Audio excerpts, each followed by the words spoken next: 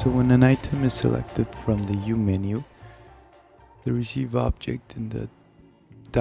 control dial section unpacks the range or the min and max values, and then the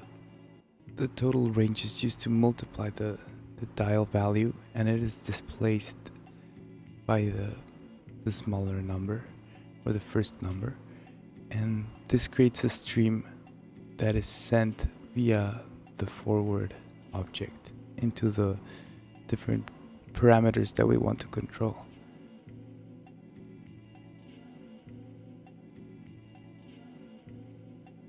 The point of doing this is